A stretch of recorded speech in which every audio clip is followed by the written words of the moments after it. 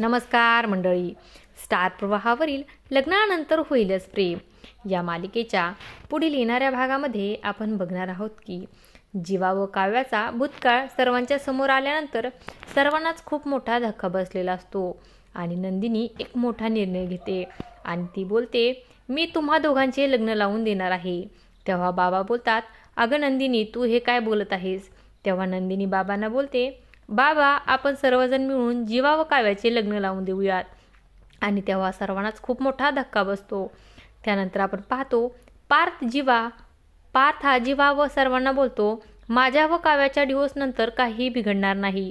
आणि तेव्हा नंदिनी बोलते, तसे तर आम्ही सर्वांनीच खूप अगोदर डिवोर्स फाईल केलेला आहे.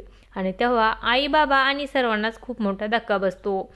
त्यानंतर आपण पाहतो नंदिनी ही रागाने आपली बॅग भरू लागते आणि घर सोडून तिला जायचं असतं.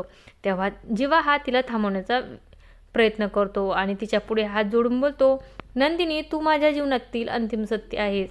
आणि तेव्हा नंदिनीला अतिशय राग येतो व ती जीवाला बोलते, तुम्ही शांत बसा. आणि तिचा व जीवाचा एकत्रित फोटो ती खाली टाकून फोडून टाकते आणि बोलते, जीवा, आपल्या जीवनाचं अंतिम सत्य हे आहे.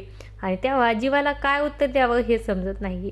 आता पुढे येणाऱ्या भागामध्ये नंदिनी जीवा काव्याचं लग्न लावून देणार का हे पाहणं अतिशय रंजक ठरणार आहे. अशाच मालिकांच्या नवनवीन अपडेट्स पाहण्यासाठी आपल्या चॅनलला सबस्क्राईब करा आणि व्हिडिओ आवडला असेल तर लाईक आणि शेअर करायला विसरू नका. धन्यवाद.